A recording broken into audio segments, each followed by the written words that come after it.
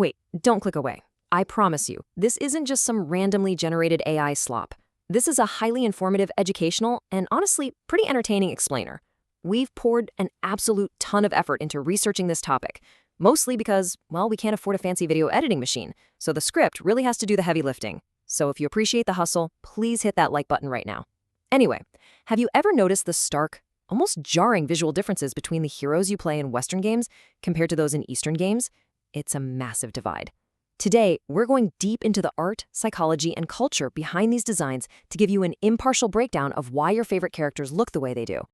Okay, let's dive into this. We'll start with the global aesthetic divide, move through the universal language of shapes, explore the distinct paradigms of the West and the East, unpack the culture clashes, and finally, look at the future of design.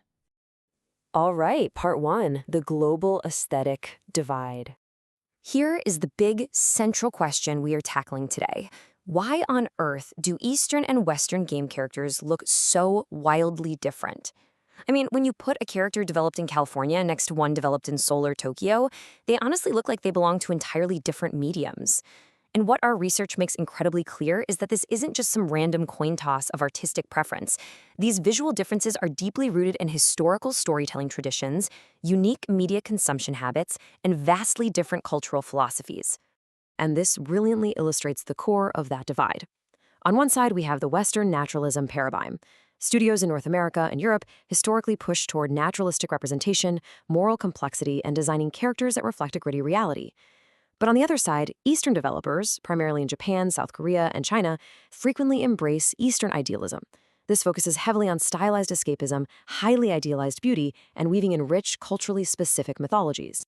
Moving right along to Section 2, the universal language of shapes. Before we get into the cultural split, it all starts with something called shape language. This is basically the art of using familiar geometric forms like circles, squares, and triangles to convey a character's essence and personality without a single word of dialogue. Our brains actually naturally associate psychological and emotional traits with basic geometry, way before any facial details or clothing are even added.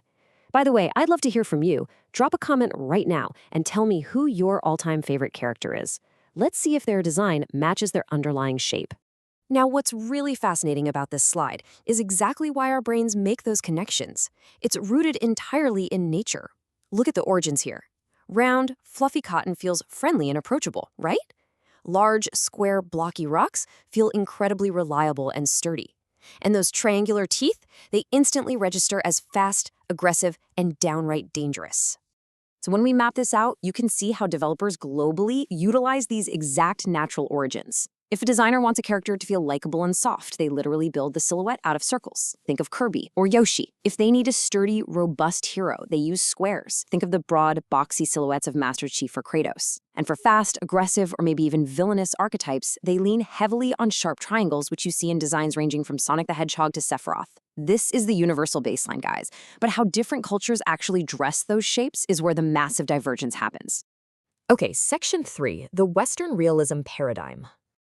When we analyze Western games, there are some very clear, unmistakable markers. Studios heavily emphasize lifelike proportions, natural body types, and highly visible skin textures.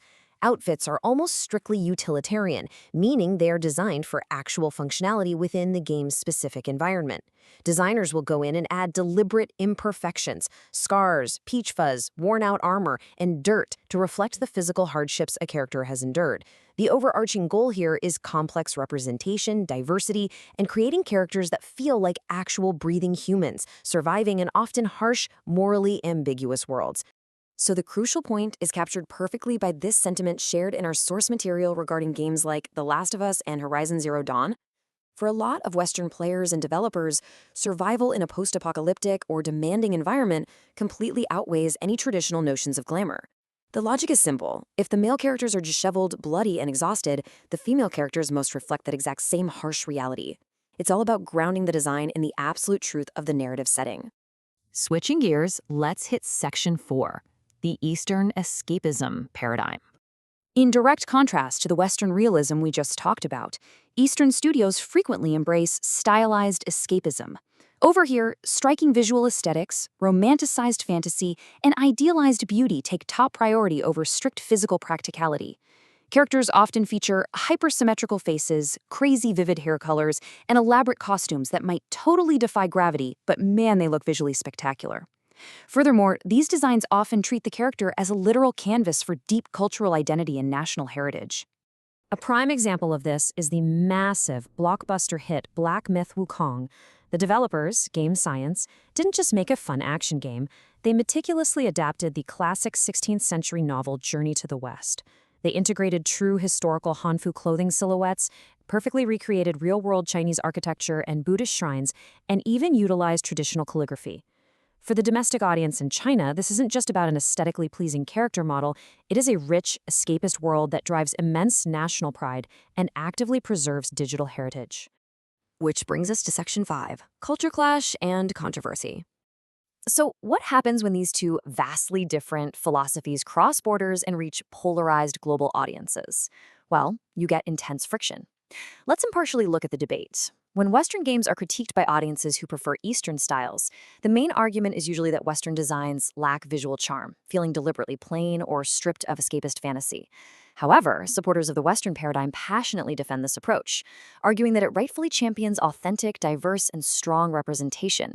They value characters that look like real people you might actually bump into on the street, flaws and all. Conversely, when Eastern games, such as South Korea's Stellar Blade featuring the protagonist Eve, reach Western markets, they frequently face severe backlash. Critics there argue that these Eastern designs are outdated, hypersexualized, and promote impossible beauty standards. But defenders of the Eastern approach, including the developers themselves, push back hard. They argue that games are fundamentally entertainment products.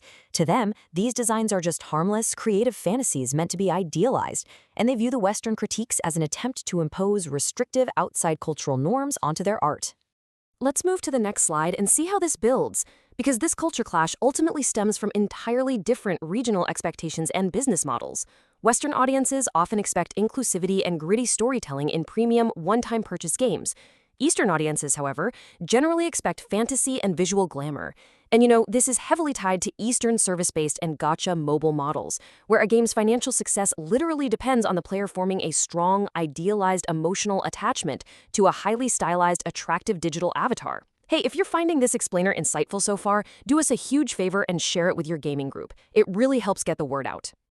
All right, final stretch. Section 6, the future of character design. The research points to a pretty clear strategy for modern studios going forward: hybridization.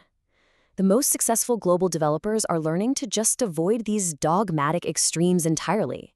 They're finding really clever ways to merge the mechanical depth, grounded textures, and diverse representation of the West with the striking visual energy, emotional styling, and escapist appeal of the East. Look at studios like From Software.